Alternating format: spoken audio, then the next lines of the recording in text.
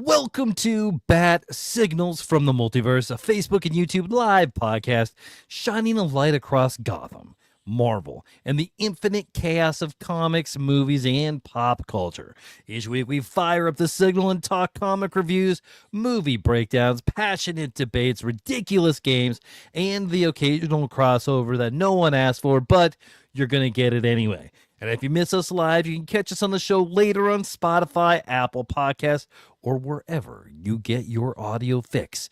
I'm your host, the self-proclaimed Emperor of Awesome, Bradley Butin, and I can't do this without my tag team partner.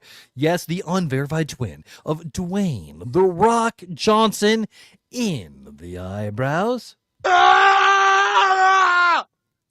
The unverified twin of Dave Bautista in the head wrinkles. The unverified twin of Carl Weathers in the mustache. The flavor, savor.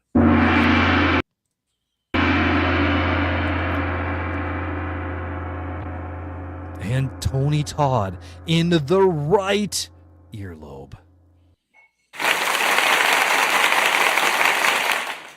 And that one doesn't want to play. And yes, of course, Shamar Moore in the nibbles. Yes, sir. Yes, sir. And my name is Brian S. Dennis. With this week, the S stands for X marks the spot. Thank you for joining us, ladies and gentlemen, boys and girls. Wherever we I'll attempt to rub my hands like Birdman. All right, Bradley.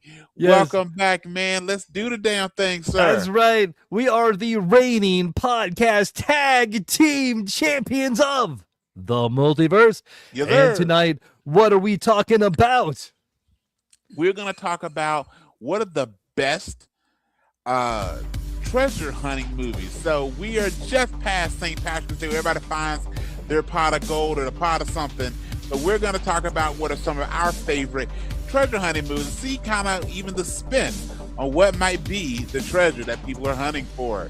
I got one of those, got a couple of those actually too. As do I. My son and I worked on my list together. He threw out a couple that might make my list. We discussed this, that I go, you know what? I think that would count. So I got to give a smile to some of the suggestions here, my friend. Nice. All right, man. So we got several signals of the week. Brian, you want to go first or you want me to go? I'll go first. I'll just talk about some of the ones, things I've been streaming, watching the shows, doing the thing. So first off is right before the pod, I actually got to catch up on the movie Mercy, and I know you watched it when it was in the theater.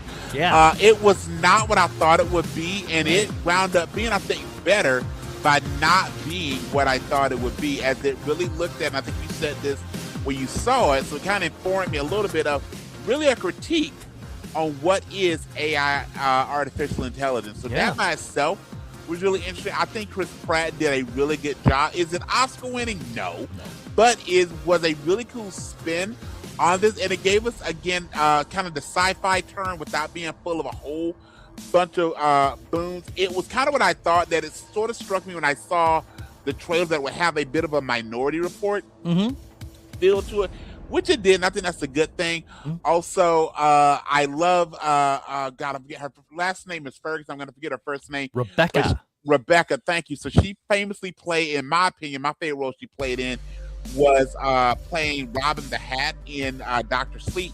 She's fantastic in this. By the way, if all AI looked like this, I'd be okay with them being our overlord. Right. But I think Chris Pratt did a great job. Now, again, without getting too much into it, the ending was, in my head, predictable, given who they cast.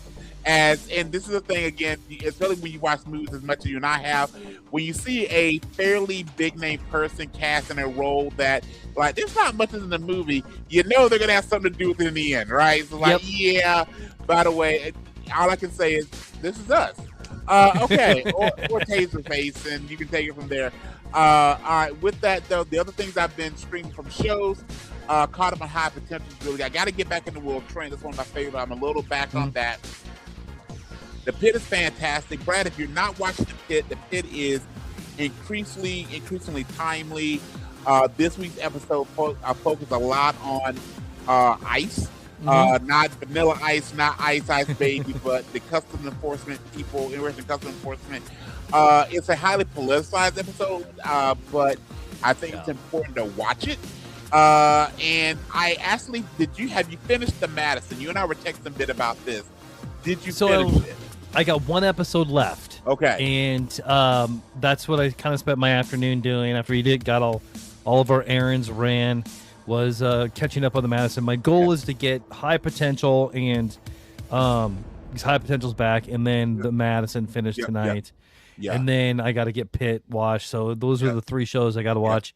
Yet, if Michelle Pfeiffer doesn't get some type of Emmy nomination, the whole cast, also the actress, and I had it pulled up earlier. I want to give credit for people and the roles that plays. So number one, let's just pause here for a second with it.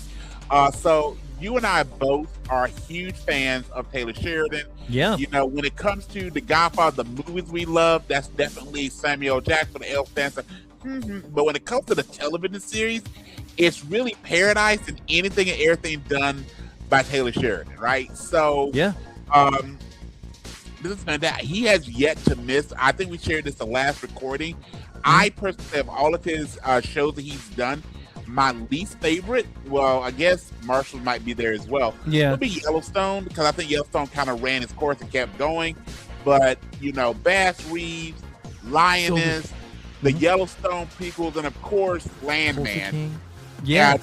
Tulsa King, all of them. And then the Madison is such a departure from what you really expect, but he does it so well. I mean, for a show that's really executive produced and partially written by this big burly Texan, I feel from the man view, it has a lot of sensitivity with that, and I want to make sure I got her correct. I have the IMDb pulled up. So which person? As do I. So it is Abigail. So Bo Garrett, who plays the oldest daughter. She looks so much like Michelle Pfeiffer. Yes, I thought they had to like this. Does she have a kid that's playing her? But she's done so well. Obviously, we got Patrick J. Adams, who you and I both know from good. Suits. From Suits, done so well. Just the entirety of it. Matthew Fox. Hey, sometimes it's not always about a party of five, it's a party of two. But that's done really, really well. And by the way, I so want to be a Montana sheriff deputy, because he made that role look so cool, right? And this is what. And then I'll hush on this one. The last one is what I like about Taylor Sheridan, and this is Brian Dennis' opinion. We live in a world where so many times the guy, the man, the male is just the biggest. Let's blow things up, Billy Badass. That idea of masculinity, where we hear sometimes those metrics viewed as toxic. I actually, again, definitely from the guy point of view, sometimes like, is it not? He writes very guyish guys, but also shows that you can lead with your masculinity, but not be a complete asshole, and shows that there is some complexity in being a male, being masculine, being a guy. And he does that, I think, really good with Billy Bob's character in Landman. Well, with Landman, Billy Bob's character, his father, his sons, those 3 generations in Landman, and then and again, his band, that's his name, Van, the sheriff's deputy in the Madison. Again, this show, and as well as the others, Rip, all throughout his thing. But I guess I want to give Taylor Sheridan, thank you for giving us male characters who also have a lot of complexity, not just one-note characters. Really cool with that. But the Madison is one of those shows that it got better, and I mean this as a not that the first episode stunk, it didn't, but the first episode until they get to the thing, I was like, okay, it's a bit of a melodrama. I don't know if I'm down with this. And then every episode from that point, it got better. It got better, and I really loved it. So I'll let you talk about it for a second. Man, I think that this group, this is probably, I might get a little trouble for saying this, but like this is probably one of the greatest female-led ensembles 100% that has ever had a TV show. From the granddaughter who's ever been like Pfeiffer, from the granddaughter who I'm gonna look at the actress, but she can't be 10 years old. I'd be shocked. Yeah, man, To the Michelle episode with, Pfeiffer. and those two when they were doing the fishing and stuff, like, Yes. and like everybody is believable. You believe in those characters. You could believe that the sisters are sisters. You believe that Michelle Pfeiffer's their mother. You can believe that Kurt Russell's their father. I mean, like, you can believe it all. And like, for a show that doesn't have the action, the booms and the blow-ups and stuff like that, not as much it's of the very, foul very language. grounded, Taylor literally. is known for a lot of spicy script. Don't get me wrong, this has some grown-up language. You got a bunch of grown-ups who've gone through something, not to spoil it, but for something that you're going to use some four-letter words here and there, but it is very reserved compared to a lot of Taylor Sheridan shows, and I think that makes it better. By the way, since you've not gotten to episode 6, Will Arnett, who plays the therapist, he's even more in the 6th and final episode of the season. Will Arnett, who we know from like Blaze of Glory, right? Was married to Amy Poehler. I think they're divorced now. Who's a comedic actor? He does such and the voice of Batman. Yeah, right. I forgot he's Lego Batman. And he's Lego Batman. By the way, best pass, whatever. What's after the Batman's cave? Iron Man sucks. Oh my God. He does such an incredible and brings a little humor to a heavy show, but it doesn't take away from the head. The casting doesn't miss. Kurt Russell, Matthew Fox. I mean, just on and on and on. So Taylor Sheridan, seriously, my friend, anything that has his name attached to it, like, he could remake Showgirls, and I'm like, yes, let's do this. All right. So again, that was it. And my last show I want to mention, thanks for letting me go on that little side quest. Addison is Paradise. Our Paradise gonna be here every week till the season's over, which I think is probably next week. By the way, now week 1 they released 3 episodes, so you gotta give them a little. Two episodes. Was it 2? 3, but they dropped, I think, 2 or 3 episodes week 1. But even with and I forgot one more episode as we're talking. But then Paradise, because if you caught up on Paradise, you get to the backstory of Jane. Yeah. And Brad, did you see what did drop 3 episodes this week? Invincible. I did, but I was too tired to watch it. It's so good. Okay, I'll stop it watch if you've not watched it. I mean, seriously, we may have to do, maybe for next week, our favorite adult, and the years we've never done this.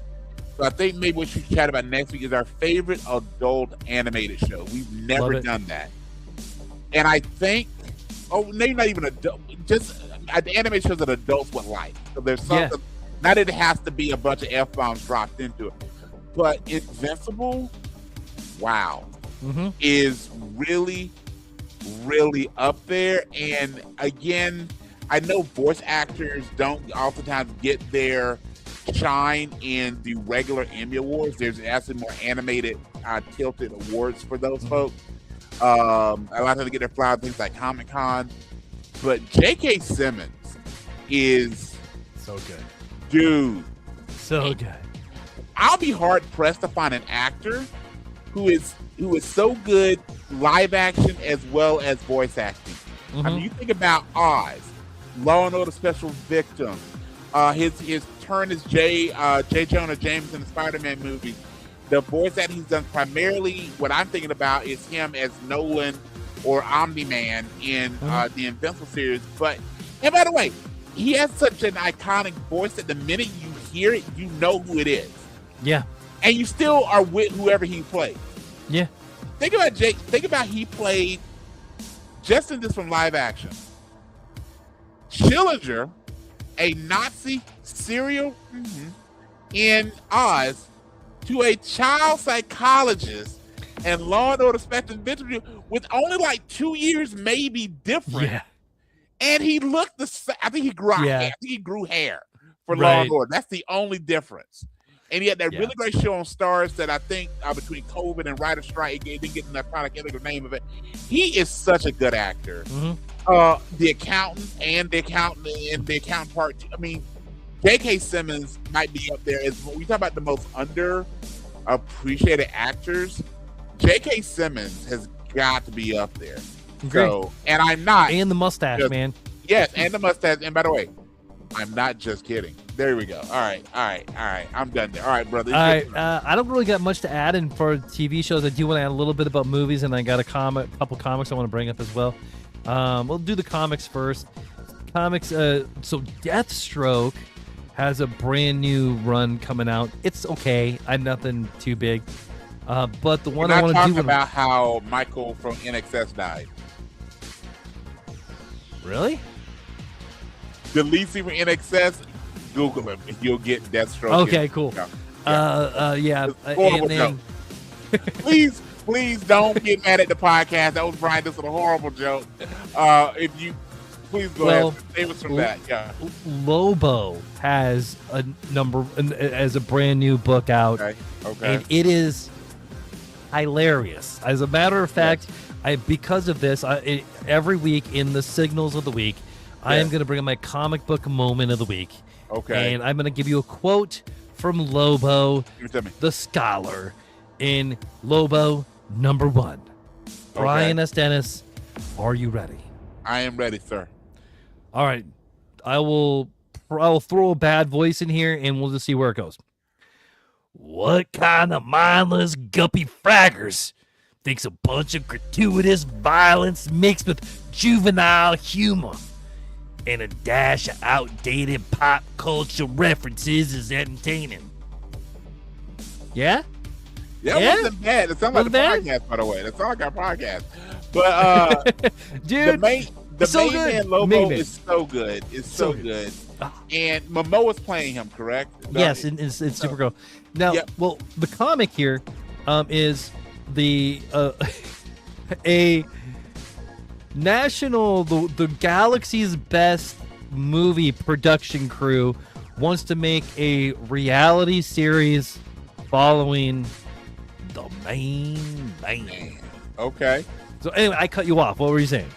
No, I was just thinking that Lobo's just one of my favorite characters, and we talk about again the characters who win in the nerdverse who don't have probably who don't have made a mass appeal. That's because they're more niche character. And I think the best example of that was Deadpool. Now everybody knows Deadpool now, right? But until the less we say about his appearance in Wolverine Origins, the better. But it really wasn't until Ryan Reynolds is a huge fan of Deadpool. Ryan Reynolds petitioned to be Deadpool. Wade Wilson, back again. That's how he got in the Wolverine Origins movie. That wasn't his fault. He played the cards with his dealt. But that's one of those characters that now most people will know. But we as comic book fans and comic nerds knew how awesome Deadpool is. The DC version of that is probably Lobo. And Harley Quinn. As a matter of fact, I think Lobo more than Harley Quinn, but I think Harley Quinn is the equivalent to Deadpool in DC. So here's my question about Harley Quinn you brought up. Yeah. Do you think most people know Harley Quinn the character, or they know Margot Robbie and those shorts? Yes. Yeah.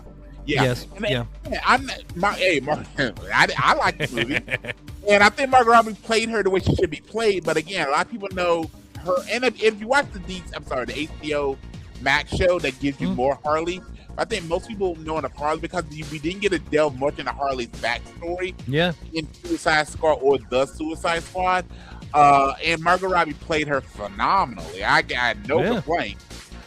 Versus, we got more of the back. We got a new origin story and movie that was fairly accurate to the conflict between Deadpool 2, and then Deadpool and Wolverine. Versus what we got a bit in Harley, and then we'll see. Well, we'll do a Harley, but I'm very excited for Lobo and Supergirl. And I wanted to finish your list, but we did not talk on this. Have you seen the new Spider-Man trailer? I did. Thoughts about the Spider-Man trailers real quick, if you can. Yeah, man. I think it's gonna be great. I love I think that the Punisher is gonna be in it more than we think. I agree. And I know a lot of people are thinking Sadie Sink is gonna be Typhoid Mary. See, and I don't. I don't Go either. ahead. I think she's gonna be Jean Grey. I don't think she's gonna be Jean Grey. Dude, I got. Okay, here's my take. Okay. I think she's gonna be Jean Grey, Okay. and she is going to, because of her psychic abilities, Yeah. erase the spell. That is awesome, but I do not think that's who she is. Who? What do you think? I think she's the real MJ.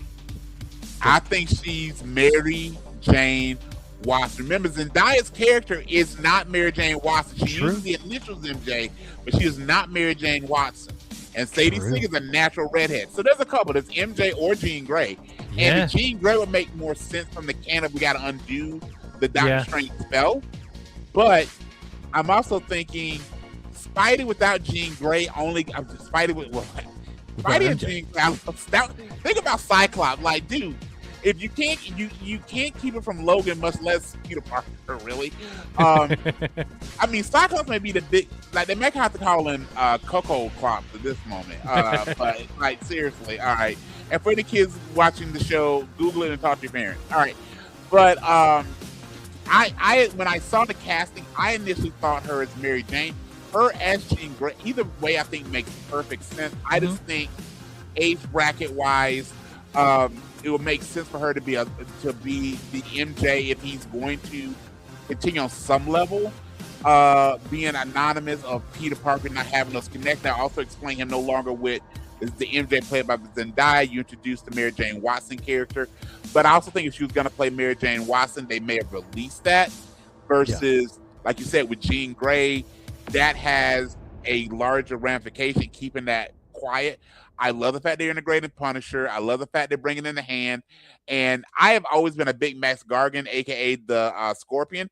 And this Max Gargan, to me, seems very akin to the portrayal that was in the For the Neighborhood Spider-Man show. So I really like that as well. Is there a season 2 working for that? I believe so. Okay, cool. Because, man, we both love that show. Yeah, and it left with enough cliffhangers.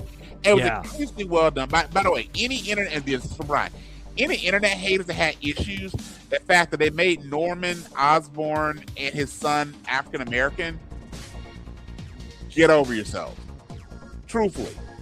Yeah. Get over yourselves. But please continue, brother. Oh, no, that's it, man. Really, just a couple movies. I did go see Ready or Not, Here I Come. I will talk about Ready or Not probably in a little bit. Okay, brother. And I did see Project Hail Mary. That's the one thing I was thinking about seeing it this coming weekend. You said it was good. It's so good, man. I loved it a lot. But like, and I got to thinking, and I was talking to one of the guests at B&B about it as well. And like, when I watched Ready or Not, Here I Come, I walked out of the theater. I just had a lot of fun. I love the movie. It's a fun movie. It's not going to win any awards. Samara Weaving and Catherine Newton are fantastic in the movie. And when somebody would ask me, like, how would I rate myself, Ready or Not, Here I Come? And I'm like, 9.5. Easy. 9.5. It was fun. I had a great time. I didn't look at my watch once. And, like, I was encased in the world. I love that thought. It was great. And then when I sit there with Project Hail Mary and I'm asked the same question, I'm like, 7.5. I mean, like, it was like 7.5 to 8, right? 7.5, somewhere in there. But I'm like, but I'm still thinking, like, Project Hail Mary is a better movie than Ready or Not, which just means it's just on two different scales. Have you read? Because I didn't realize it was based on a book. Have you read the book for Project Hail Mary? I have not. Okay, I have not. But a lot of people did that. They really liked the adaptation. They said it was pretty accurate to the book. Yeah. So except for the ending, they said. And we talked about this on the pod quite a few times. We do a lot of movie reviews. Brad, you are one of the few people that goes to more movies than I do for obvious reasons. I appreciate that. But here's the deal. And by the way, real quick, I want to really give Michael B. Jordan and the cast of Sinners, all the Brian Coogler, so many awards. And, you know, there's been this other side of the movies with One Battle After Another winning like the big award for best movie. I saw One Battle After Another. I liked it. I did not think it was anywhere near as good a movie as Sinners, but we're not. Yeah, I hated it. I didn't hate it, but it also to me wasn't. When it was done, I was like, I'll never need to see this again. When I saw Sinners, I can't wait to see that again. Yeah. And I had to exactly, process Sinners for days, and it's a great movie. I've never seen anyone that I know who has seen Sinners and didn't love it, not like it. Yeah. Love it. I talked to quite a few who have seen one about another that go, Leo was good. Yeah. Okay. But that's kind of been the end of it. Cardi B was good, but it's kind of been the end of it. Anyway, other than that, love the fact that Michael B. Jordan won the Oscar, but that's what led me to bring that up is, at the end of the day, yes, movies can be powerful. They can make statements. I think it's perfectly fine that the movie's political. I really do, because this is where a lot of people absorb the information. But at the end of the day, just don't watch it. Most movies are supposed to be fun. Yeah. And whether we're talking things in Marvel, DC, I love Happy Death Day. I can watch that in the sequel anytime because they're fun. I grew up when the original Child's Play came out, and I have loved every Chucky movie. They are horrible movies, but they're fun, right? And so much what I'm hearing when you're talking about Ready or Not, Here I Come. By the way, Ready or Not, Here I Come was what I said to my prom date. But that being said, sorry about your dress. Oh my goodness, I can't stop. All right. Anyway, feel free, folks. Again, these are Brian Falone. But seriously, what you're talking about with Red or Not, Here I Come, Red or Not 2, Here I Come, say the title correctly, it was a fun movie. Yeah. That's what movies are supposed to be. Only what is it? 5 or 6 movies get nominated for the Oscar out of the dozens that get released every single year. Only one's going to win. You know what the rest of the movie should be? Fun. Yeah. Fun. You should go to a movie. You want to laugh. You want to cry. You want to get lost in movie files. You want to watch things blow up. You want to feel something. At the end of the day, you're to connect with people. Are they fun? So I'm so glad that, and I am definitely going to check out Project Hail Mary, but hearing so much about Red Night, Here I Come, I definitely want to check that out as well, my friend. Yeah, so good, man. So good. All right, man. Are you ready to talk a little bit about some WWE? Because some big things are about to happen here. Let's do it. And a really big thing happened on Friday. As we're fully on the road to WrestleMania will occur on April 18th and 19th. It's a 2-night premium live event, aka PLE. I still want to call them pay-per-view. Same difference. When we get closer to WrestleMania, Brad and I will do a rundown of the actual card.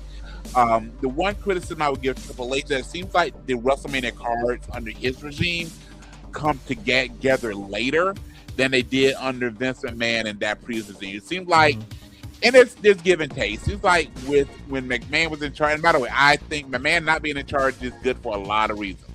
But the one thing that you have is that you felt like, a month before WrestleMania, you pretty much knew all the matches. And my man also was booking a 1-night WrestleMania versus Triple H, a 2-night WrestleMania. So right now, here are the matches that we have that have been cemented. We have, and I feel like the really big thing happened on Monday night as well, is we have the 4 world title matches. So we've got, on the women's side of the house, we've got Liv Morgan challenging Stephanie McCurry for the Women's World Championship. We've got Jade Cargill defending against Rhea Ripley for the Women's WWE Championship. We've got Roman Reigns challenging CM Punk for the WWE World Title. And then for the WWE Undisputed, I love the women's title is not undisputed, but the men's title is. The WWE Undisputed title, which we didn't record right after this happened. But what are your thoughts on Randy Orton and the heel turn? So you and I have been talking about it, and I know we're both a huge Randy fans.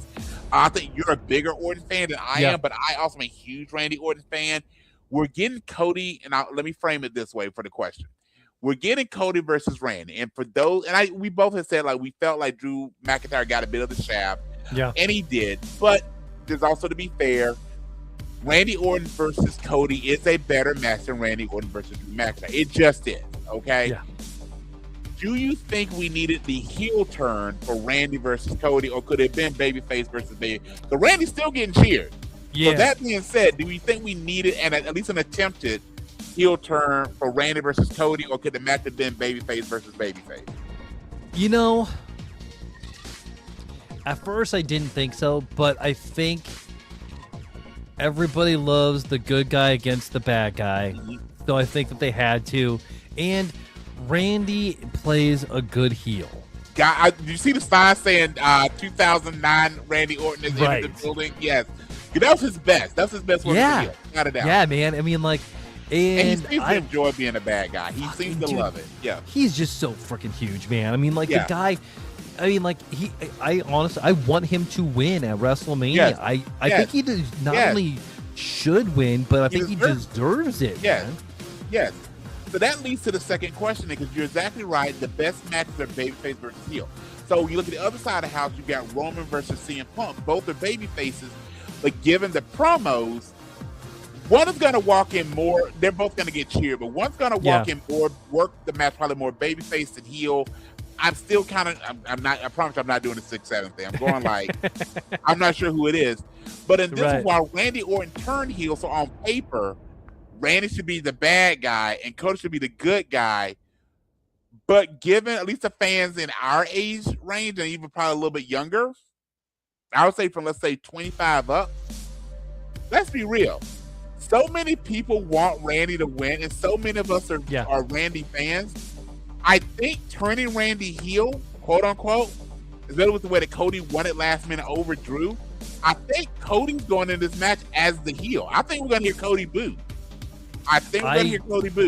I would not be surprised, man. I mean, because I mean, like Randy's just been in the background for so long, and he's been okay with it. But like, dude, the guy's a freaking monster. And yeah, you're right, man. I mean, like, finisher that they have right now. He has the best finisher right now in a post Stone Cold Stunner, post People's Elbow, post Tombstone. I know I just did a lot of posts, like 3 other really impressive finishers. Not that RK isn't great, but he has, without a doubt, within all of wrestling, WWE, TNA, AEW, New Japan, domestic promotions, anything of that. Yeah. He has, without a doubt, the single, and it's been protected. Very rare does anybody kick out. The single, and by the way, compared to the Cross, he doesn't got to hit anybody with 3 times to win a match. He has the best finisher in wrestling. And you're right, the guy in his 40s is jacked as hell. Yeah. I mean, I don't know if he's putting like moose blood in an IV, but the dude is jacked. And I agree with you. I want him to win so bad. And changing his opponent didn't change in that. I mean, I would have expected him to beat Drew. And the WWE, if you listen, we know you are, he's got to win. Like Roman versus Punk, I think you can argue either way with that. I think Roman's gonna win. We'll talk about this more in future episodes. Yeah. But I think if Punk wins, no one's rioting. I think if Liv versus Stephanie McCurry, whichever one wins, you can make an argument. Jade versus Rhea, whichever one wins, you can make an argument. Speaking of Rhea, she is gonna be in the new Terrifier movie. Okay, I thought I heard she was cast for something. Yes. So that's the other thing. You got to give with the WWE being part of TKO, we're seeing Roman, Cody, Randy Orton. I think The Miz was just casting something. Now Rhea. He's the host of the new American Gladiator show. Okay. So these men and women put their bodies on the line. Yeah. So I'm so glad that so many of them. Will they do a Rock or a Cena becoming big blockbuster stars? Who knows? I mean, Cody and Roman Reigns are going to be in Street Fighter. Yeah. Which, dude, looks freaking amazing. It does. They took a property that really has no desire that should be. Street Fighter's never been as good as the Mortal Kombat movies. There's not been. Correct, man. And yes, you don't get Julia, who did his best as M. Bison, but it still was a bad movie. But I like his portrayal. But yeah, I've never been hyped for a Street Fighter movie. Coked out Jean-Claude Van Damme reigns supreme, right? Yeah, but I am so excited for this because I think you can get as close to doing it right with how they're trying to do. Yeah. Video game moves are hard to bring to the screen. Video game moves that are based on just ripping people's hearts out without much backstory, even harder to do. You can't just have 2 hours of fights. I mean, you could try. I mean, John Wick kind of did that, but you can try that. But yeah, back to the WWE real quick for Wanna Wrestle is. I really think they put Cody in a really probably not foreseen. They put Cody in a bad spot. Yeah. Cody, and I think that's why they had the beatdown be as bloody. And by the way, he's stealing from his dad. He is doing, and I'm not saying that negative. He is doing everything his dad did. I get beat up, I get jumped from behind, they're gonna make me bloody. He is doing this as the American Nightmare, is doing his best updated version of the American Dream. So somewhere Dusty's smiling. But even with that, to try and get some sympathy and empathy, I think he's gonna get booed heavily. When he comes back, which will probably be next week. But I think in Vegas, because you're gonna have a lot of hardcore fans that are so ready for Orton to win and get his 15th and break that tie with Triple H. I really think Cody, and it's fine. Hopefully Cody can work heel. He's been a heel part of his career.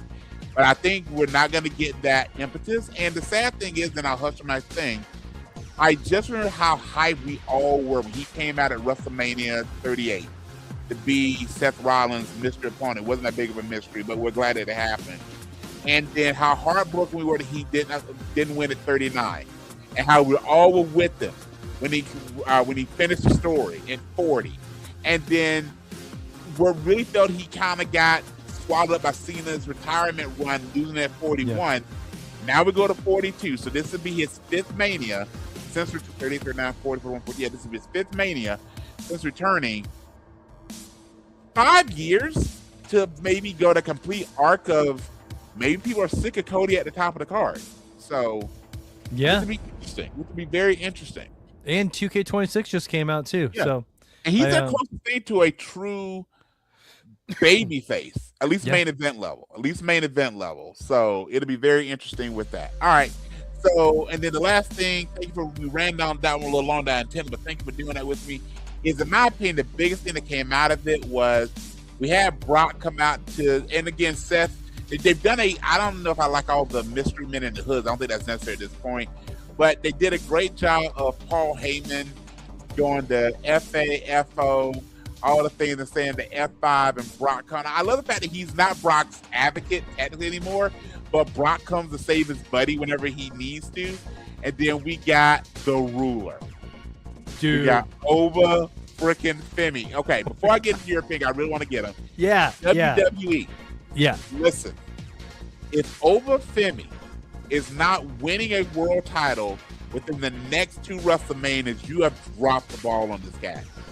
There's no reason he is not being pushed like you pushed Lesnar, like you pushed back in, I'm not the same booking crew, the way Hogan and Warrior pushed back in the day, the body, the ability to work, the promo, the look, the music. He's got everything Roman Reigns is. The swagger, man. The swagger, my God. Flippin' swagger. His first match is going to be against Brock, and we all know he's going to win. Oh, yeah. And he should. And by the way, Brock, from everything behind the scenes, was like, have this dude do this. Like, he is trying to help Oba, which I got to appreciate. Again, by WrestleMania, if this guy's not winning, not wrestling 4, but winning one of your 2 world titles by WrestleMania 44, you've dropped the ball on this guy. And probably WrestleMania, I'm calling my shot now. I probably will be wrong. I want Oba versus Roman Reigns 43. That's what I want. That's what I want. But I'll let you talk about. You know what, man? You know what? Okay, because Cody and Oba have already done it. They had their match. That was his induction into the make sure WWE. Make it a no contest as well. So if we want to run it back, we can. Yeah. But a Randy Orton Oba Femi run, that just sounds like a shit ton of fun. Could you see? I just talked about how protected RKO. Could you see Randy give it a decent length match? Yeah. Randy, I'm not one of the fans that goes, all great matches have to be 45 freaking minutes long. They don't. I think they should be longer in main event, but they don't got to be an hour and a half long. Yeah. But could you see him hitting the RKO on Oba and Oba kicking out at a strong 2, and then almost hulking up like bring it on, dude? Yeah. Dude. I mean, people, including me, would lose our freaking mind. Oba Femi's got to be wearing one of those big gold belts by WrestleMania 44, hopefully by 43. But I wish you would have pushed this dude on me way before you did. Yeah. Because I don't really watch a lot of NXT just because I don't have enough time in my life to do so. It's hard to watch it all. I mean, they put out they have so many good people programming every week. Yeah. NXT is full of big good stars. Yeah. Sol Roca has to be one of the Soul has got to be coming up when they typically after, I'm sorry, I'm stealing your time. Typically, No, the Raw after WrestleMania, when they bring up a lot of NXT talent, she's got to be one of the ones that they bring up. There's also Ricky Saint, formerly Ricky Starks, will be a really good mid-carder as well. They've got those folks down there, up there, but I mean, without a doubt, Oba. I mean, and then it's almost Goldberg. The fans start going. In fact, I know this may be pushing too hard into the Goldberg thing, but why not? If the way he's catching fire, start filming him coming from the locker room like they did Goldberg. Like, did you see him walking in the back with the freaking strut, with the swagger? Oh my God! You said the swagger, like hit Oba, like. And the lights with the green, I mean, it's almost like Undertaker and Goldberg had a baby, and it's this big dude from Nigeria. But I want to see that. I want to see. Dude. And by the way, they talk about he was an NC. I forget his real name, but he's an SEC shot put champion. Can you imagine you're lined up to do like a track and field event, and that big MFer walks out with a shot put? Yeah, right. I give him the medal. I'm going home. Can you imagine? Maybe he's going to be Gunther's big opponent. Yeah, because I mean, like he has to be like the sky's the limit for him. He's going to be on Raw. I mean, they've not said he hasn't signed to a brand, but he's definitely going to be a Raw. And at some point, and by the way, Gunther doesn't have a match for Mania yet. I don't know who it'll be with Oba and Brock, which I think is the right call. But you're right. I think with Brock being a part timer. I agree with you that the next one, and again, we're running long on Wanna Wrestle. Remember, they do King of the Ring for the for the world title at SummerSlam. Could it be Oba? I'm game for that, man. I don't see Oba not winning it. Now, they may not put him in it, right? Because they may want to give him more time. But if Oba's in the King of the Ring tournament this year, he's winning. Exactly. Kind of like when Gunther did a couple of years ago, like it's got to be Gunther, right? Yeah. If Oba's in and Nia Jackson the same year, I think Nia and Gunther won the same year.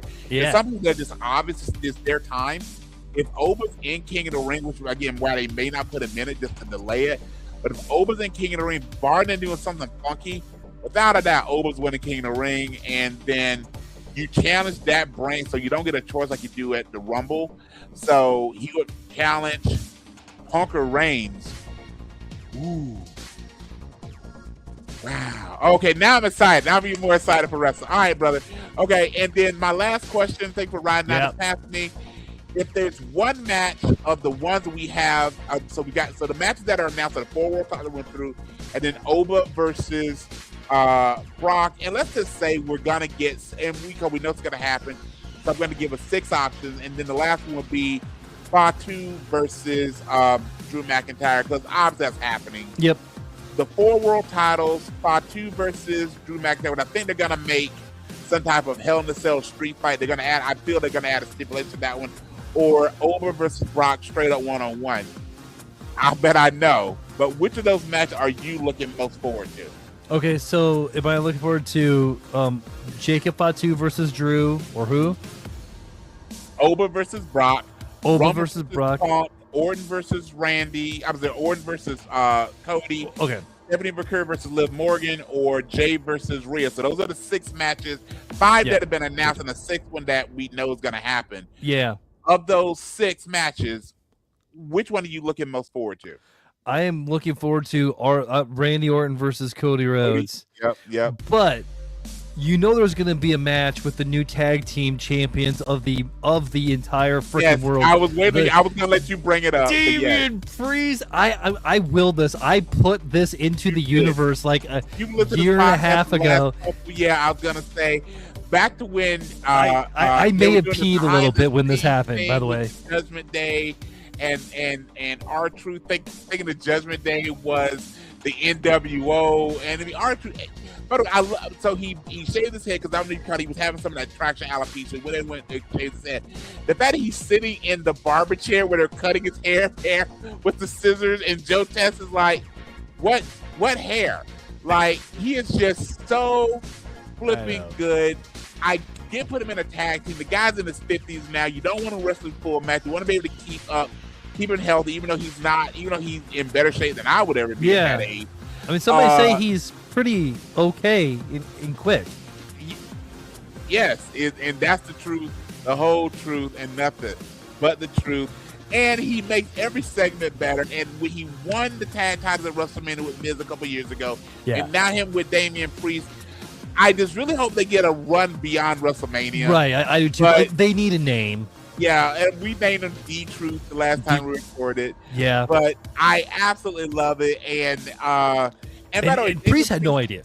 Like, you could see the shock on his face. He seems to be having a lot of fun. Like, if you're not going to be in the world title picture, which at some point they got to give Priest a main event run. He deserves it. He's been there before. But honestly, if you're going to be, and I'll say this, if I was ever a pro wrestler, if I was a tag wrestler, absolutely put me with R-Truth. I just feel like I would have, even if we never won a match, just getting to go up and down. And people say all the time, like I don't know if you ever caught the episode of Unreal, where they do the behind the scenes what happened with Truth. The amount of people, especially Road Dogg, they go, you don't understand how much Ron Killings is just love. It's like it's losing your favorite coworker. Yeah. Right? And the fact that he's still there and all the things. So yes. So whether they're against the Wyatts or the Bloodline, not the Bloodline, the MFT or whoever, I'd actually okay with them even not defending if it means to get them longer.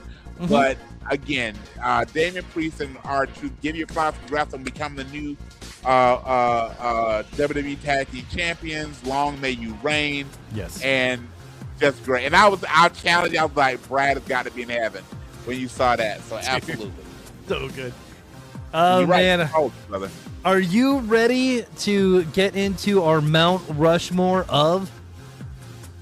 Absolutely. Let's do man. For the treasure hunting movie. Let's do the damn thing, brother. Yeah, so today we're going to talk a little bit about the Mount Rushmore. We're not ranking, we're carving history. Yeah. Today we're going to really not list anything. We're just going to talk about what makes a good treasure hunting movies and what ones are there, which ones belong to be in there, like which one or which ones are just crappy remakes of other ones, and also what really defines a treasure, because a treasure can be something about anybody. A lot of mine fell into is what do we define as a treasure, right? I mean, I think and right now, and I kind of decided, I kind of had this idea for this one because I know right now you and I are going to agree with Goonies is like on there. Yeah, so let me give you this.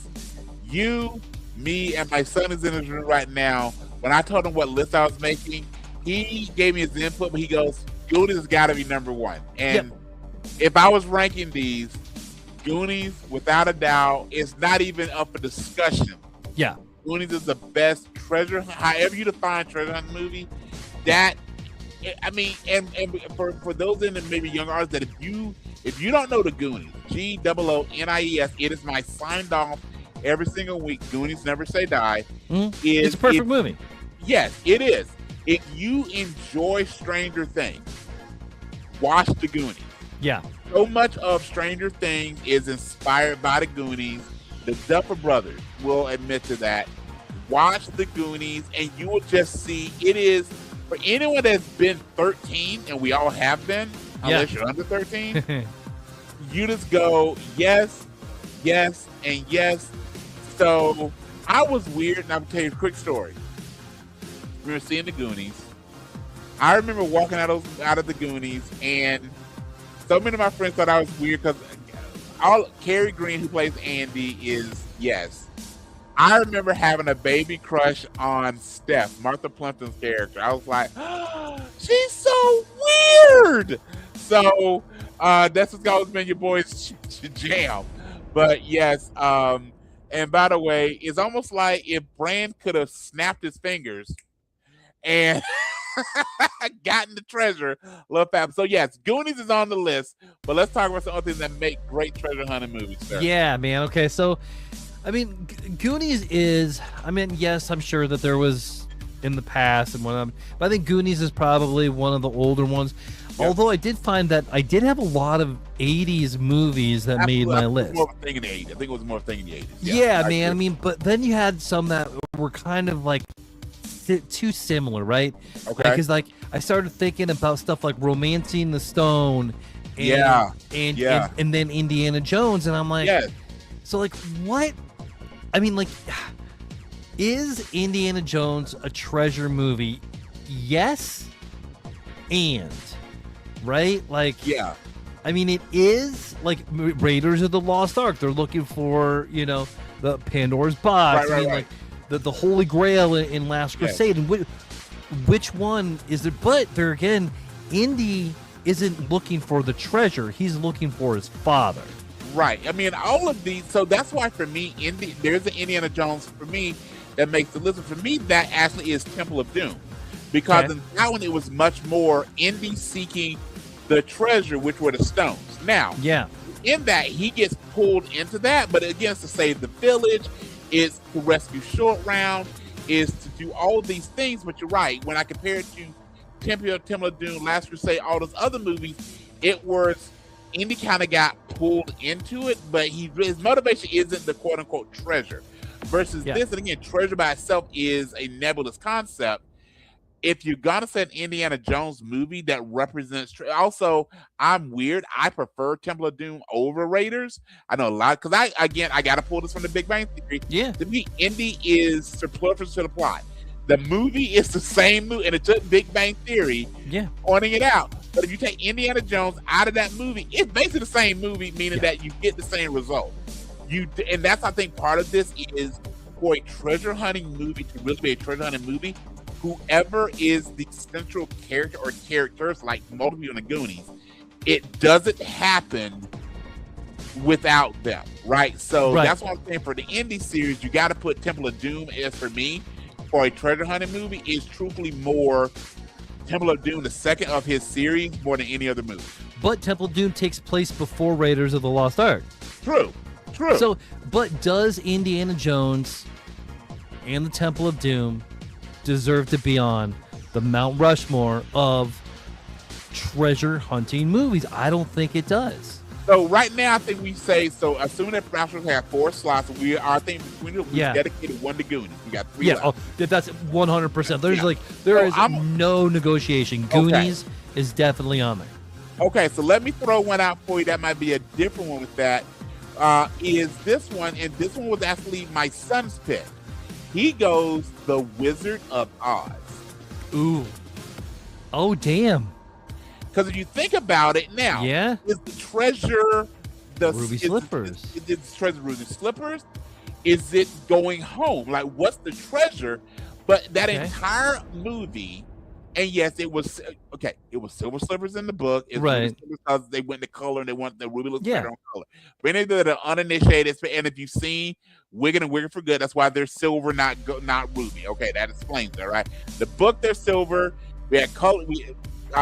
Was about the first movie ever in color in this country, but they made Ruby. Ruby shows up better in color than silver. And then we got Wiggin and Wiggin for Good. We went back to it. All right, everybody. No one they got it wrong. No, we just know the history of the split, right? That being said, his argument is between Dorothy and her crew. They are searching, the entire are searching for treasures, period. Dorothy each have their own treasure. Exactly. So is Wizard of Oz, and when he first said, I go, Wizard of Oz, and he broke it down. I'm kind of with Wizard of Oz. Dude, I am, you know what, like when I would put a list of references for this, I didn't even think of Wizard of Oz, but the way that you broke it down is I mean, like, every main character, the Scarecrow, the Tin Man, the Lion, I mean, like, Dorothy, they do all have the treasure that they're going. Like, hey, we're getting the hell out of here, right? So I definitely agree. I think that Wizard of Oz deserves a place in the Mount Rushmore of I'm treasure movies. I'm putting Goonies and I'm putting Wizard of Oz on the Mount Rushmore. So we've got 2 slots left, my friend. Yeah. Now, I got a movie here that is a treasure, and I think very, very relatable, but does it belong on the Mount Rushmore? I think National Treasure. It's also on my list. I had to list these, so I was going to have a discussion. Yeah. Treasure is it? Yeah. It is National Treasure. I mean, there's multiple of them, and every one of them, they are going after an actual treasure. Yes. But and it's got it in the name. It's got it in the name, right? Yeah. I mean, like, is National Treasure to the point of where should it be in Mount Rushmore, and we can put a pin in it and come back to it as well. Okay, so that's going to open the door. If we're going to put National Treasure, my head went to 2 other movies. Okay, so we had the National Treasure series because it's 2 of them. National Treasure, in a series, yeah. Yep. So then my head then movies. goes, if we're adding National Treasure, if you talk about plot premises for a treasure movie, does that then open the door for Sahara? Mm-hmm. And does it open the door for the Da Vinci Code? Honestly, I had both. While it's a mystery, it's still trying to unravel with the Illuminati and all the things and finding the Holy Grail. If we go back to Indy, Indiana Jones, like would you also on the map? So again, pin in. If we're gonna pin in, I think though, if we're gonna say National Treasure up for contention, then also put Sahara and I think the Da Vinci Code up for contention. I mean, because all 3 of those movies are very, very similar because they are, but also you can add Pirates of the Caribbean in that too. I have Pirates of the Caribbean, specifically though. The Legend of Black Pearl. Yes. That is truthfully more. It had a limited amount of supernatural impact. Yeah. Basically, from Dead Man's Chest forward, the Pirates took on a very different aspect of them. They're good. Yeah. They're not Black Pearl good. Basically, you give me anything with not Natalie Portman. Oh my goodness. Anything with the later plays Keira Knightley. And then with Keira Knightley, and I'm gonna bring in my Paradise Sticker from there. I feel like I just need to bring my cardboard signs. Think about this though, fan cast for 2 seconds. I wanted Rick when he was running from The Walking Dead to start throwing out cardboard signs like "Don't eat me," "I'm bad for you," "You can come back." Like, I wanted Rick to do that. Or somehow then to find solace in Wakanda. Okay. All right. We're thinking, Pirates of the Caribbean, National Treasure, the Da Vinci Code, Sahara, all those kind of are the same type of treasure movie. Yep. Is there one that sticks out more? I think for me, with the fact that it's a mystery, it's based on a highly acclaimed book series. They try to bring in real world part of it. To me, Da Vinci Code, I would say it's not my. I love Da Vinci Code. It's not my favorite of actually those movies. To me, I like Angels and Demons. I like Angels and Demons a little bit more, which is weird for me to say that. But Da Vinci Code is really good. My son's right off the screen. Hang on, what's up, bud? Okay, what you think of? Okay. Okay, let me turn out to Brad. So, Brad, I feel like you might co-sign this one. I'm not a big Python fan. Brendan has said Monty Python and the Quest for the Holy Grail. Absolutely. Okay. Absolutely. Okay. Oh, boy. So Brad agrees with you. Okay. I mean, now, but with that being said, that's probably my all-time favorite comedy. Okay. Should something like Monty Python and the Search for the Holy Grail be on the Mount Rushmore of treasure hunting movies? Python and Doctor Who kind of fall in the same vein with me. Maybe I don't like British shows. I don't know. But there's the other piece of this. And now, while this is our list, I also think you have to, on some level, give credence to something that has a lot of fan love to it. Like, I'm not a big fan of the Rocky Horror Picture Show. However, I can't deny the cultural impact Absolutely. of the movie. Yeah. So with that being said, while it didn't make my list, I don't know if it made yours, does Monty Python and the Quest for the Holy Grail, kind of like with The Life of Brian, I mean, I just know the name also. I think there's argument for, if we go like fan pick on these Mount Rushmore, maybe that is our number 3 is Monty Python and the Quest for the Holy Grail. I saw it a long time ago. I don't know if I don't love it, but give me your thoughts. I don't know, man. Like, I think possible. I think Monty Python could possibly be on there. Okay, you want to pin that as well. But because there is something on there that, like, I was thinking, what about The Fifth Element? It's on my list. The fifth. I'm so glad we're doing it this way, because it is absolutely on my list. The Fifth Element, between the Stones, the actual Fifth Element themselves. Yeah. It's in space. They're trying. Chris Tucker. Yeah.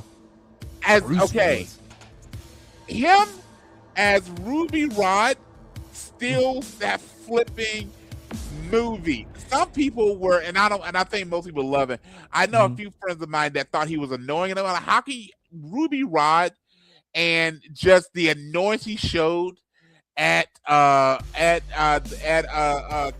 I mean just Corbin Dowd, I get it now. Yeah. And then Mila, a very young, not really known Mila Jovovich, I'm butchering her last name, way before she saves us from the zombies or whatever the hell goes on in Resident Evil. Yeah, and that scene with I mean, Gary Oldman. Oh, dude. Just think about Gary Oldman. That one scene when if you've never seen The Fifth Element, go watch The Fifth Element. But when he's sitting there with the chest, spoiler alert, with the stones, and he opens the box, he has that great laugh that quickly turns into tears. Yeah. And they're not here. And you see the terror because of the death planet. And the weird thing that made your soul bleed or really bad, it was horrible because you dealt with syrup, right? But with that being, and Tiny Lister as the president, come on, you gave me Debo. Now the president of the United States, the president of Earth. Come on now. Come on, son. So I think we're in agreement. Fifth Element is in our 3. Mount Rushmore of treasure movies. Yes. Okay. I'm so glad to hear I'm not alone with that. All right, brother. What about Ready Player One? Ready Player One, because the whole movie is about finding the treasure, but again, like, it's a different type of treasure. It's a virtual world and everything. Is that too much? Player One, you also go Free Guy. Yeah, absolutely, and Click too. I mean, like, I just rewatched Click just because it was on. It's definitely it's better than I remember. I gotta say, it was better than I remember. Sandler, the thing when he's in bed with the that was as a chubby dude myself. I'm like, oh my god, all right, I don't know, man. Like, is there a place for Ready Player One besides just bringing it up? I don't see that one. Here's one from my side of it. What about Oh Brother, Where Art Thou? Based on the Iliad, based on the Odyssey, actually. Well, the Iliad is the Odyssey, but based on that, it's a Coen Brothers movie. It's a deep movie. Probably has one of the better soundtracks you'll ever run into. Clooney and that group, just fantastic acting. There's lots of little. I mean, it's one of those movies also similar to Fargo. As a total movie, it's really good. But if you take out little bits of it, they're also really, really good. Nation, and of course, when you got them as the Soggy Bottom Boys, and when they sing the song, I bought a soundtrack literally the day it came out on CD, and there's like 3 versions of Man of Constant Sorrow. They're all done extremely well. T-Bone Pickens did a great job, but they're searching for does the treasure have to be something you can put your hands on? Right. Or is it more inevitable? We've got one spot left. So right now we've got Goonies, we've got The Wizard of Oz, and we've got The Fifth Element. Does the treasure have to be something physically you can put your hands on? If so, that to me kind of knocks out Oh Brother, Where Art Thou? Because the treasure that they think, by the way, if you've not seen Oh Brother, Where Art Thou, you need to catch on some really good movies. Dude, it's such a good movie. I definitely need a rewatch. Yes. Also, again, we're talking about Brother Where Art Thou. Well, it's a completely different type of movie, but I feel like it opens the vein on what about because there was multiple treasures in this movie, and it just hit me. What about Pulp Fiction? Interesting. I like it. The suitcase that Samuel Jackson and John Travolta were looking for. You've got the watch that Bruce Willis is looking for. You've got the truth. The deeper meaning that Samuel Jackson's Julius carries us by the end of the movie. You've got Marcellus Wallace and his quest for power. I mean, it seems like, now that I'm saying it out loud, like every one of those, again, a fantastic movie, every one of those snippets in the way the film is structured, they're searching for a treasure. The treasure's different depending on which story. Right. And they definitely intersect at points. So it's in the same line as Wizard of Oz, though. Ooh. So all their characters have their own thing. So I think Wizard of Oz is going to take out. It's not better than Wizard of Oz. Yeah. Okay. What about The Mummy 1999? Oh yeah. Brendan Fraser, Rachel Weisz. Did you see the Odette has signed on to be in the new. Yes. There. Yes. Yeah. I think they have everyone except maybe 4 of the gentlemen that played the mummy. I can't think of the actor's name. Yeah. Brendan, Rachel Weisz, and Odette Fair have signed on for the movie.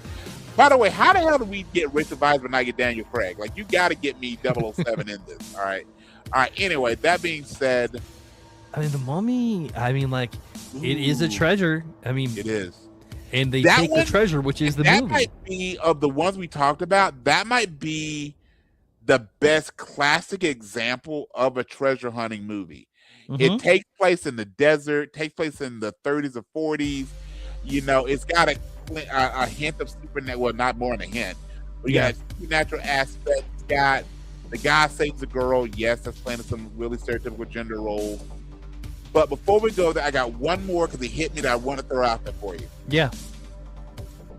Harry Potter and the Sorcerer's Stone, the first Potter. Yes. Yeah, man. Like the second you said it, I was like, yeah, absolutely. So I was gonna bring up Ready or Not. Yeah. But like Harry Potter and the Sorcerer's Stone, they are looking for, and there's a case to be made that Harry is the treasure that everybody's looking for. 100%. You look at the series. Okay, there it is. Let's break it down. The fourth spot, I think, is between Mummy 1999, with the less said about the Tom Cruise movie, the better. The Mummy 1999 and Harry Potter, specifically Harry Potter and the Sorcerer's Stone. I think one of them. So let's reset. So we've got the Goonies from a youth standpoint. We've got the Wizard of Oz from a classic movie standpoint. We've got the Fifth Element from that sci-fi standpoint. And then we've got Harry Potter and the Sorcerer's Stone, and then Mummy 99, the Brendan Fraser led, the first of the Brendan Fraser movies. I think one of them is our fourth. Which one of them speaks to you, brother? Dude, I'm Harry Potter and the Sorcerer's Stone. Okay, I'm good. I co-sign that. I am 100% good with the exact reasons you said. Okay. Goonies, Wizard of Oz. Actually, it'll be Wizard of Oz. Goonies is, we're gonna list that first. Goonies, Wizard of Oz, The Fifth Element, and Harry Potter and the Sorcerer's Stone. Oh. Do you agree with this? I do agree. We have filled our Mount Rushmore for the greatest treasure hunting movies of all time. If you agree with or disagree with us, please give us some comments. But I think, sir, we have filled in the Mount Rushmore. We have put that in stone, sir. We have carved it out. The mountain is set. Yes. All right, brother. You ready for some games? Yeah, it's time for Nerd Court. This is where the lore ends and the nonsense begins.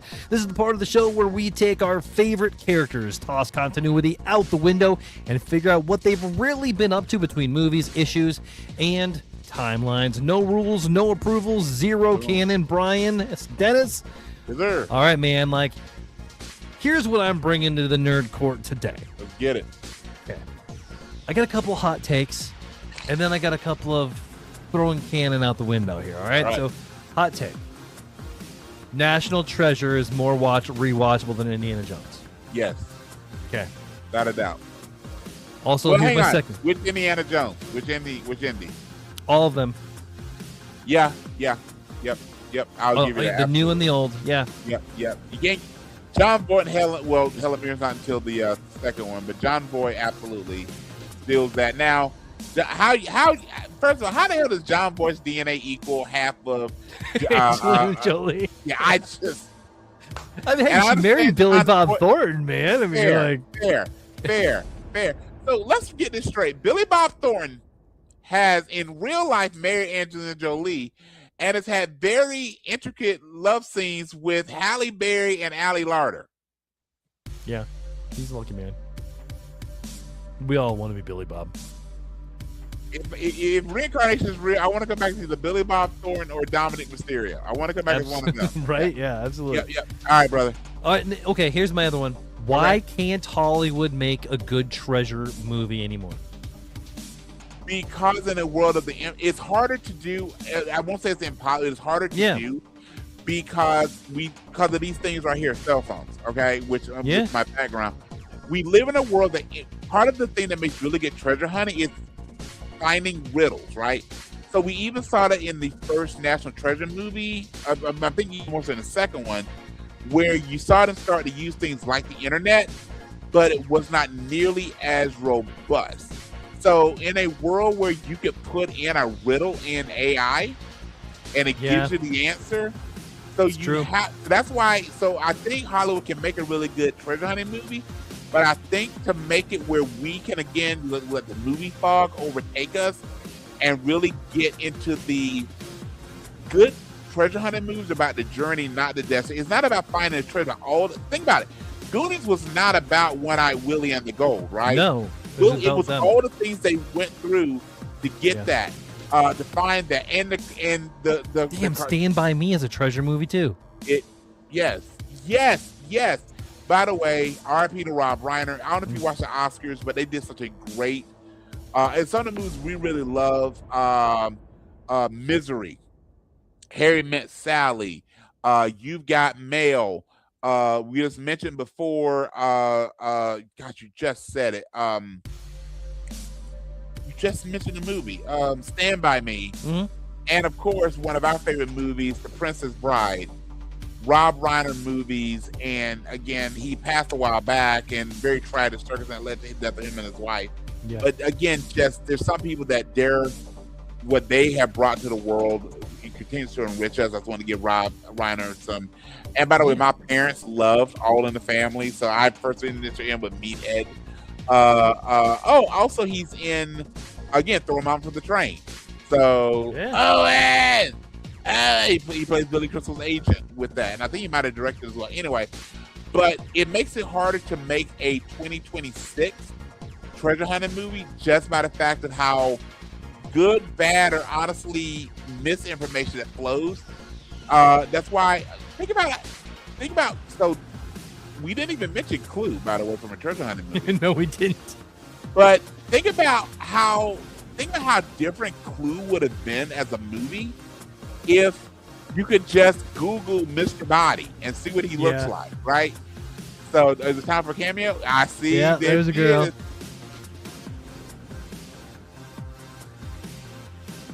Hi. Hey, Princess Leia, how are you doing, sweetie? Good. What are you up to? I was listening to Silver Spring by Fleetwood Mac. Okay. So I got a question for you.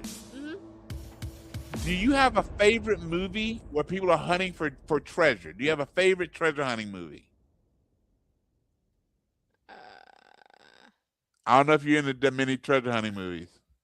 No, but I do have something. I have this little fact or like question that. Hit me. Okay. So. Wait. Did you just flip your hair before you asked me the question? Yeah. Okay, let's get it. Okay, I'm moving. No, I need to sit in there.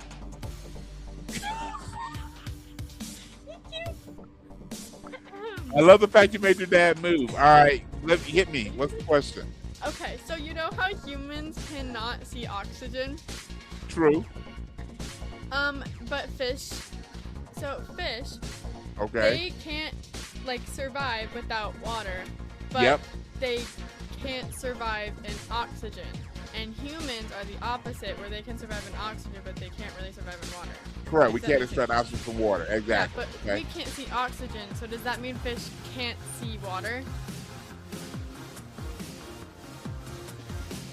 Other than the fact that water can be very dingy and dirty and have things in it, I would say if you put a fish in clear water, correct, they could not see it. I agree. But I also think that most of the time when fish are in water, it's of low enough quality, even really great water in a stream, there's probably a reason a fish can see the stuff floating around. Like we see birds in the sky, right? So we can't see oxygen. We can see the things in the sky. I think fish probably can see something in the water if they can't see the water itself. That's a really good point. Exactly. So, Princess Leia, I have a riddle for you. Well, not a riddle, I have a statement for you. Okay. Yeah. Do you know why flying in a plane is safer than being on a submarine? That's a good question. Here's the answer. There are more. I'm sorry, I got it wrong. Do you know why riding in a submarine is safer than being on a plane? I said it backwards. I apologize. But this is true.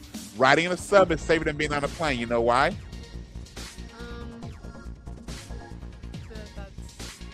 No. There are more planes in the ocean than there are submarines in the sky. Oh. And I love the Nightwing shirt, by the way. Oh, thank you. It's his. I figured it was your dad. My So, pajamas are his shirts. okay, that is fair. That is totally fair. And I don't even have half of his shirts. All right. Well, trust me, Batman and Atlanta Falcons shirts, me and him are probably running neck and neck.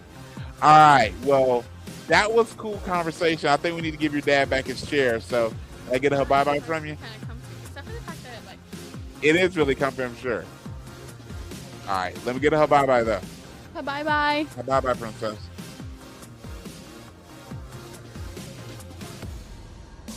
Look at what it says. Dude, I love she kicked you out of your chair. I know, right? All right, man. But yeah. let me share you a factoid I gave to her, and I'll throw it to you. Yeah. Bradley, do you know why it's safer to ride in a submarine than it is to fly on a plane? It is? Yes. Think about it. There are far more planes in the ocean than there are submarines in the sky. Come on, as a vet, I'm sure my dad as a vet told me that many years ago and it sticks in my head. So there are far more planes in the ocean than there are submarines in the sky. All right. Yeah. Oh, that took a minute.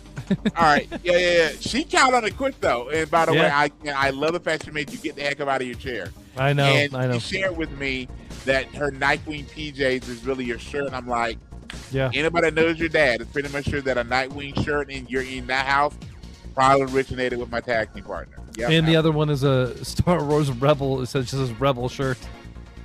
And her name is Leia, so it fits. Yeah. Yep. All right, man. Brother. I got a couple last things for you because this is Samuel Jackson is the godfather of. Yes. That signals from the multiverse. Yes.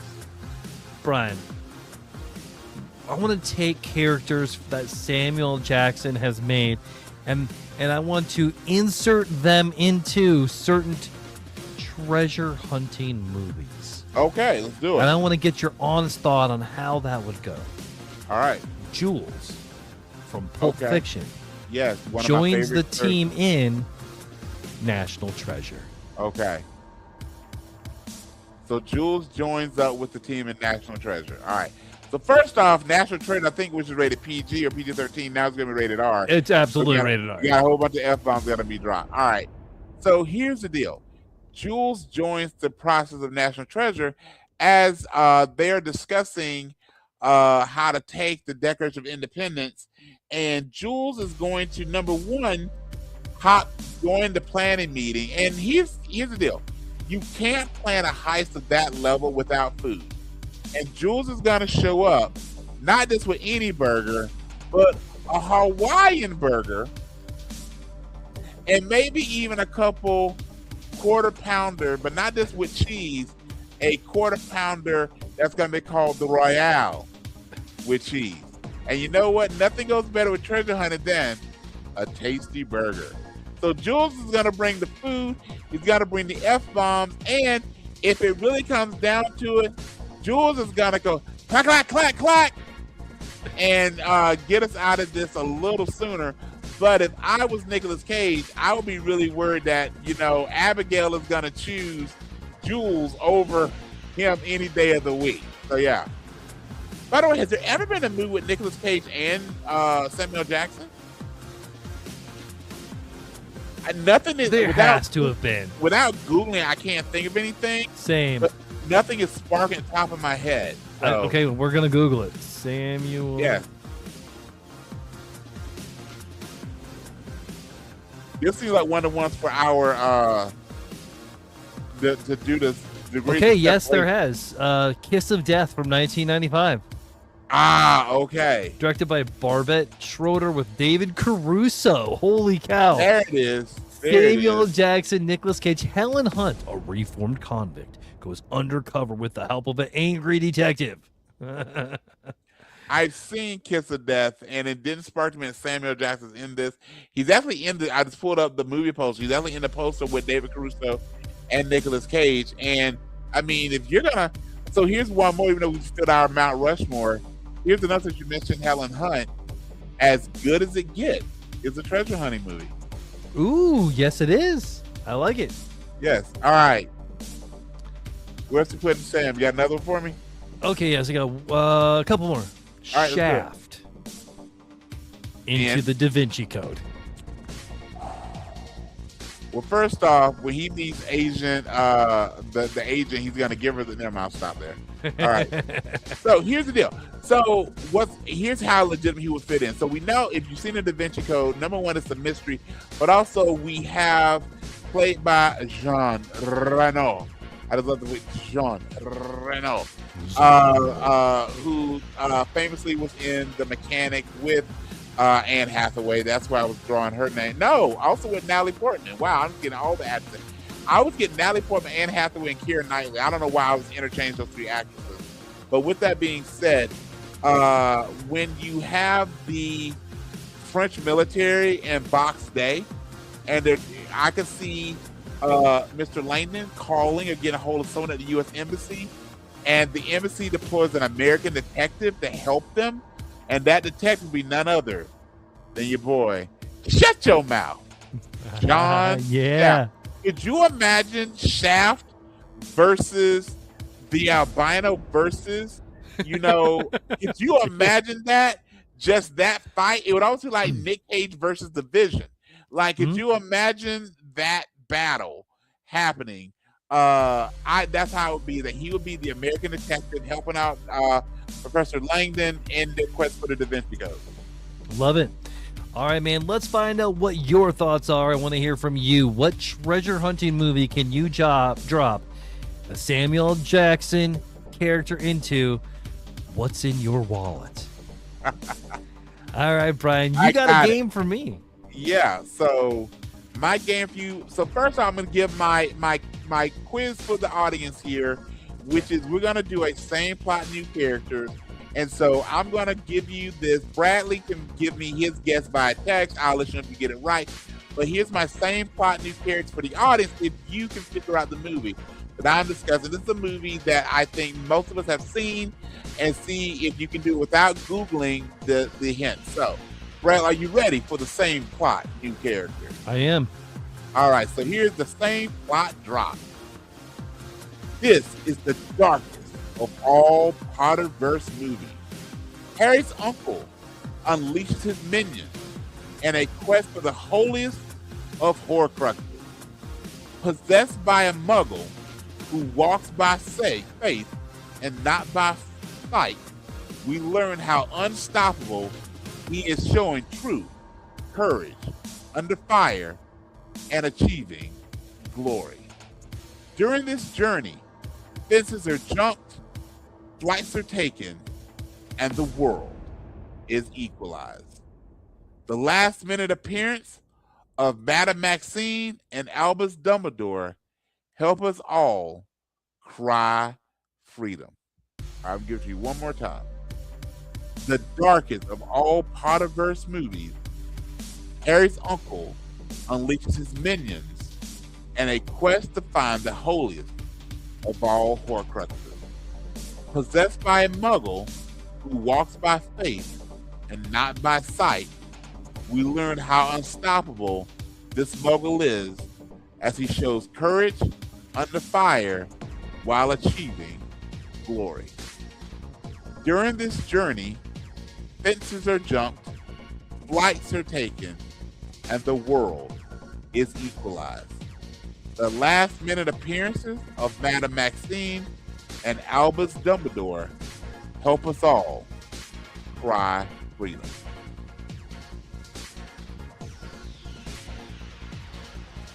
You have a guess? If not, I'll text you the answer. I have a guess. All right. I will text it to you right now. Okay. Let's see.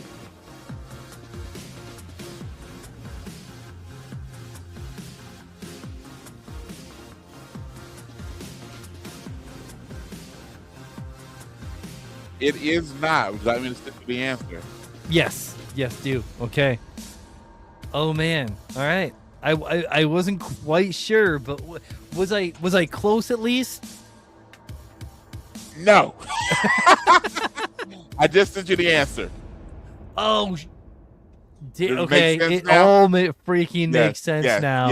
Yes. Okay. So, Fair audience, enough. take a stab, and I'll let everybody know next week what the answer is.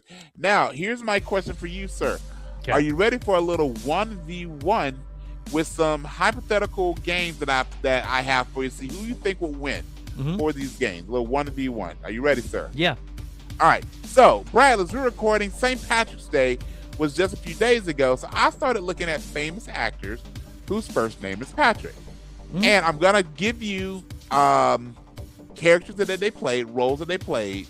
And I want you to see which of the characters that they have famously played do you feel will win in this contest. And I want you to justify your answer.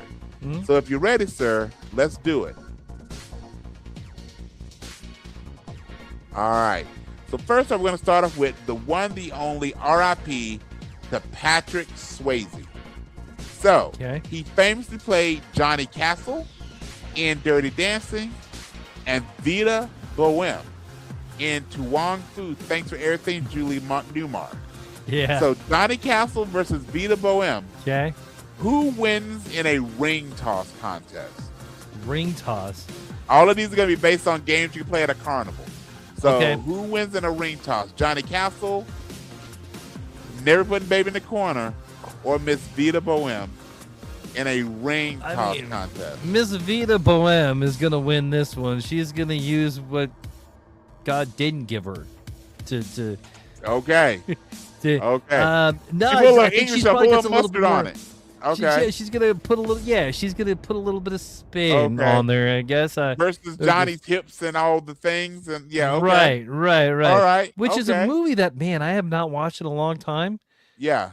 And it might need. It's a great movie. It's one of my favorite movies.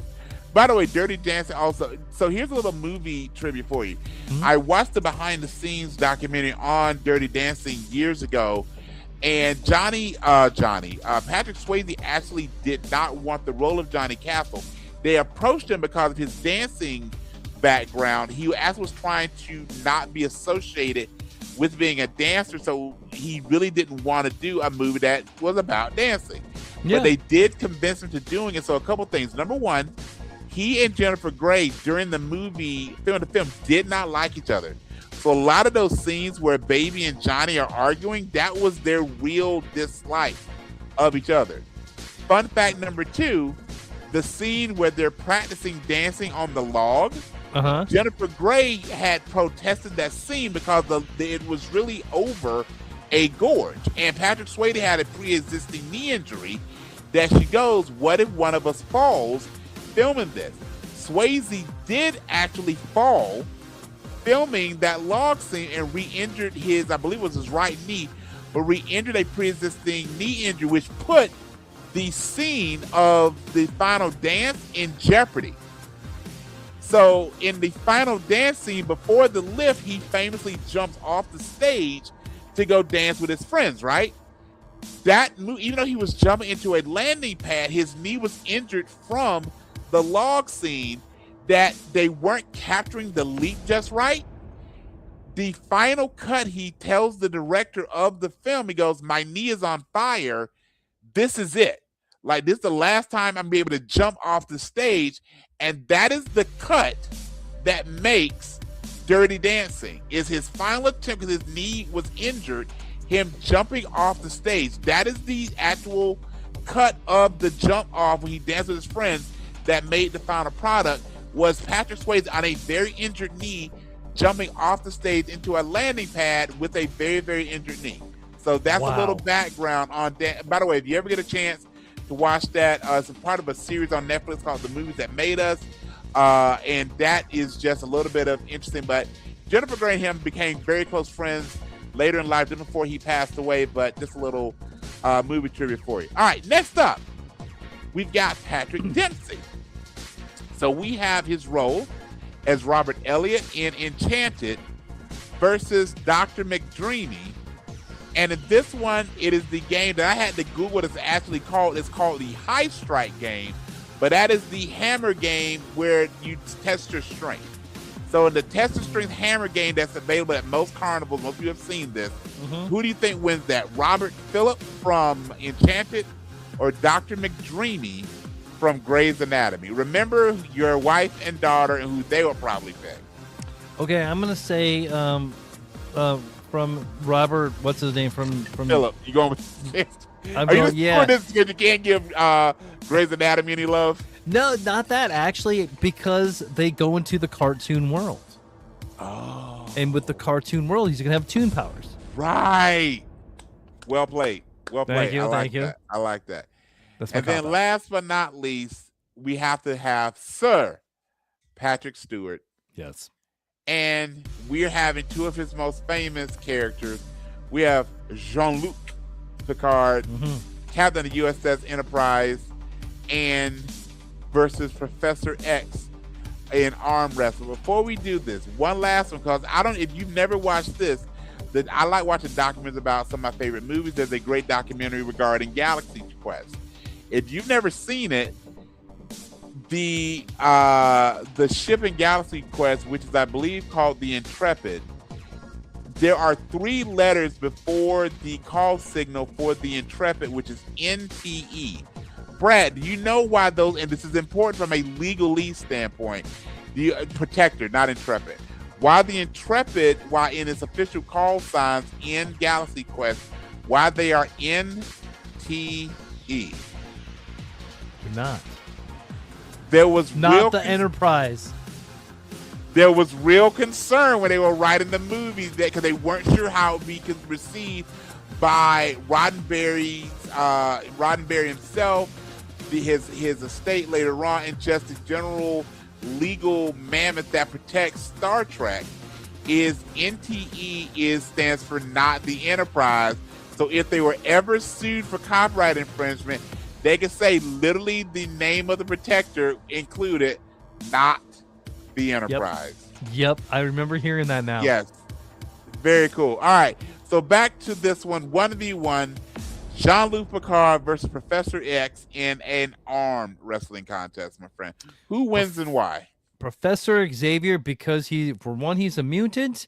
2, he has telepathic powers, and he can just tell him to not do it.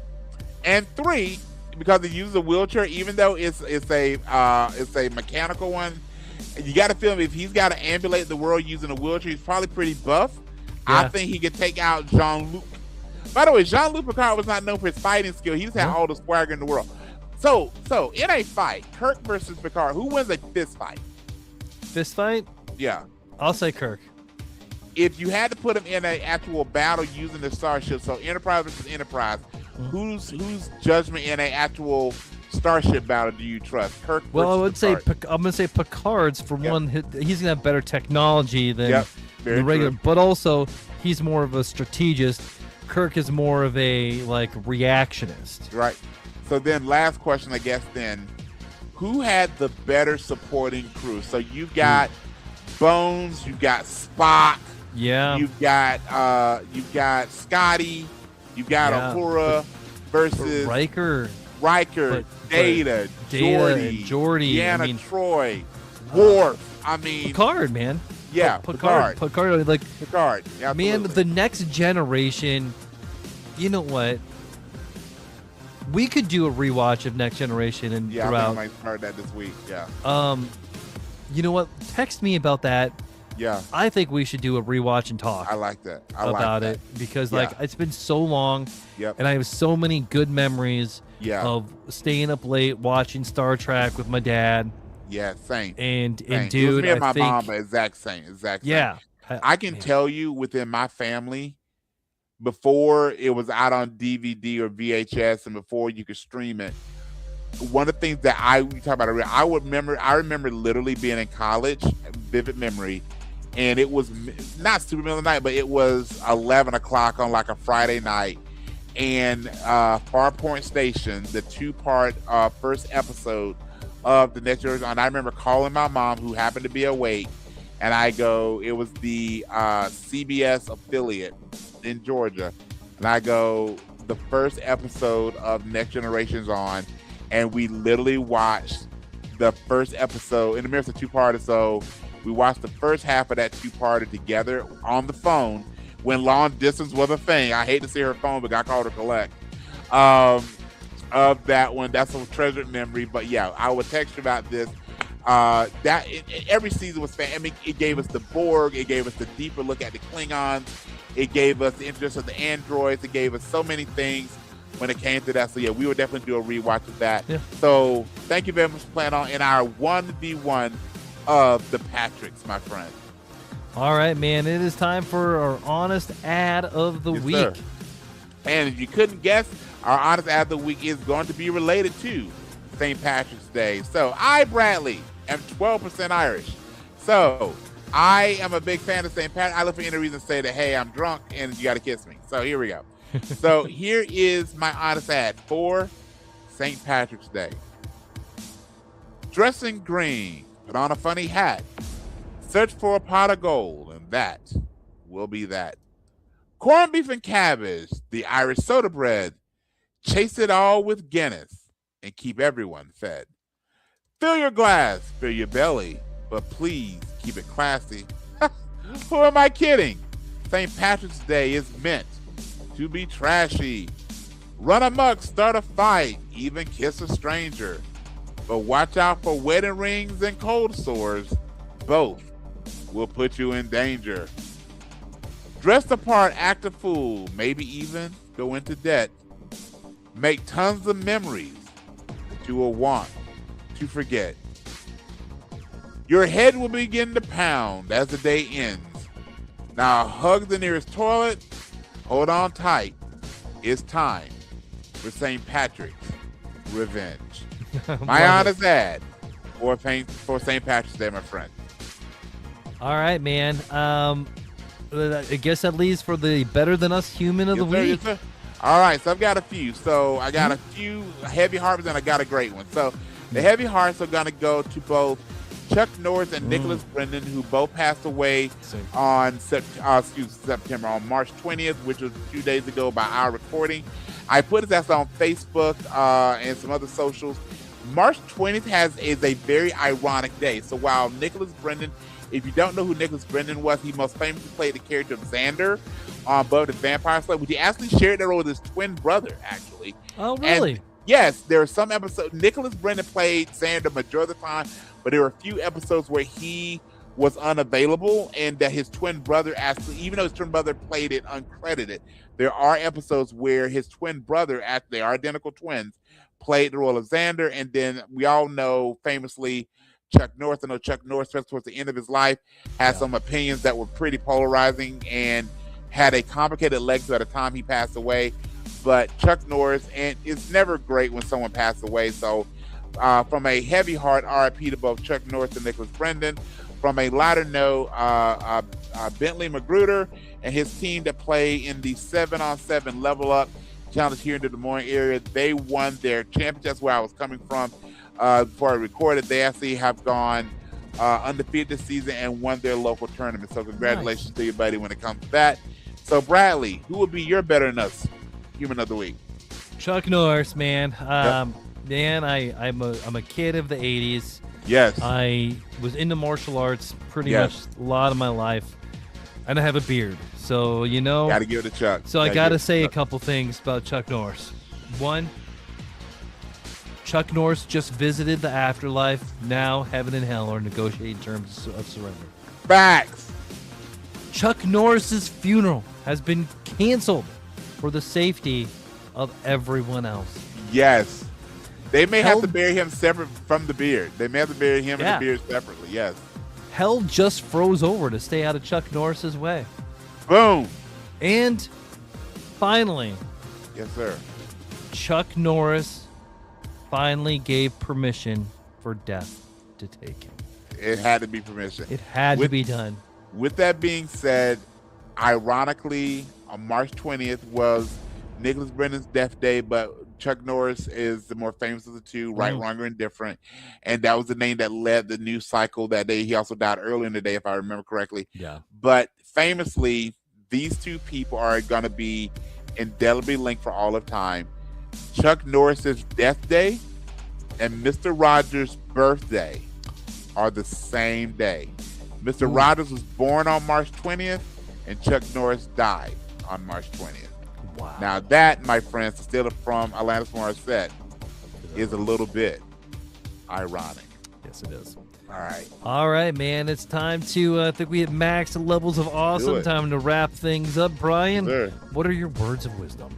My words of wisdom are always the same because I feel like as we start our week, while this is the best part of Bradley and my week, we hope this is a great part of yours. So as you go out into the world, please remember these words of wisdom from your buddies Brad and Brian. First off, never retreat, no surrender. And as you heard me say it earlier, Goonies, never say die.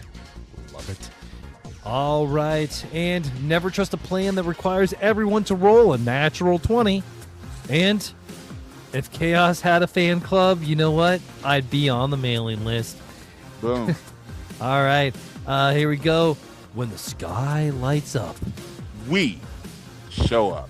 Because this is Bat Signals from the Multiverse. All right. Have a wonderful week. We will see you again next weekend and get it all in our shenanigans. Bye-bye. Yes, sir. Bye-bye, folks.